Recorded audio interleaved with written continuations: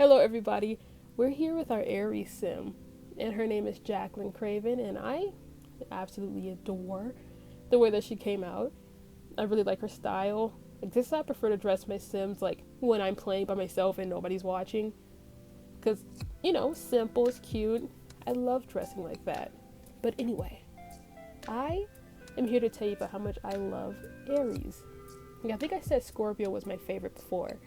But I have to say Aries got to be number one because I don't know that many Scorpios in real life. So Aries has got to be number one. Like, obviously I like Sagittarius because that's what I am, but I'll stop being a narcissist and say somebody else is my favorite. But Aries has to be it. Well, I'm a little biased because my best friend is an Aries and she's literally the best human on earth. Like, I'm sorry if you think your best friend's better. It's just not true. She's literally amazing, awesome, talented, just generous, everything great. But I'm not here to tell you about how awesome my best friend is. But, not to flex on you or anything, but she is. But I just really like Aries. I get along well with other fire signs, like I said before in my previous video. My best friend's an Aries. My little sister, she's a Leo. Her birthday's soon. And she's, we vibe. We get along. She's good so far. Like, she's only a child. She's 10, but, so far she's okay. We'll see how it goes when she becomes, like, sentient. But I love her so far. So, like, if she wasn't, like a Leo, what would I not like her that much? But anyway, I'm going to talk about something ridiculous and stupid now. Because you know how these videos go. I talk about the sim for, like, about a minute, and then I'm just going some random rant about nothing. But last night, I played Choices again because they released finally like a part 2 to a story I finished like a year ago called like the Nanny Diaries or something. It was great. I literally was like in my bedroom like gasping and rolling around when I was reading the first one. But honestly, it's really good. Like, go get Choices on your phone right now and go play the Nanny Diaries or whatever. The only story about a nanny. But I was like reading it last night. And I loved it still. I didn't finish it because I wanted to go to bed. But it was like giving corny tease. Like, I was like, okay. Like, I forgot how like corny these things can be. Like fan fiction and like stuff like that. Because it's really just like virtual, like, even though fan fiction's online too, but like, I guess interactive fan fiction. And I was like, okay. When they started with that, like, you touched his member stuff. And he put his hand near your center or your core. Like, what? Like, it kept saying something like, he put his hands towards your center. Like, what? Like, the coochie is not the center of, like, a person. What? Wouldn't it be, like, your belly button area? Like, why is... That's, like, the lower half. Like, I was like, please stop saying center when you mean that. Like, please stop. Like, it was kind of corny at points. But, literally... Okay, now I'm gonna talk about Wattpad a little bit. Like, I read, like, once I became mature, I started using AO3 because that's where the good stuff is at. Because on Wattpad, every writer of, like, the stories is, like, 12. Like, I'm not gonna read fan fiction or smut written by, like, a child. Like, what? And, like, when I was a kid, it was okay because I was also stupid and didn't even notice all, like, the typos and, like, spelling errors and stuff like that. But, no. I tried it again.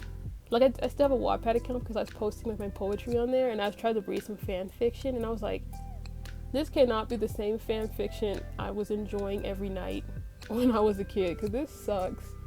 But, literally, fan fiction be kind of doing the most. Like, okay, this is a little embarrassing to tell you what type of fan fiction I was reading when I was, like... I think I was like 13-ish when I first started reading fan fiction. I was reading, how do you say it, MagCon fan fiction, like Cameron Dallas, Nash Greer, all that sort of stuff. And I was a Nash girl. I don't know why I chose him. Now I don't care about him, so, don't be like, wow, you're like 40. No, I was child when I enjoyed that. But I read lots of Nash Greer fan fiction. And why in all of them, like, towards the end, when it's like 15 chapters in and they're already married, or like they're married going on a honeymoon. All like MagCon fan fiction would have like a you get shot plot line and you go into a coma. Like, what? Is that the only way kids know how to like add spice into a story, is you get shot and go into a coma? Like, I can't even count on both hands how many times I read a fan fiction where that was a plot point. Like, y'all need to come up with something new, because that was like, what? That's when I would always stop reading. Because even when I was like a kid, I was like, okay, y'all doing the most now. And it was always something stupid, like you got shot in the shoulder. Like, I'm not no doctor or anything, but is getting shot in your shoulder enough to put you in a coma for 6 months? Like, what? I just didn't.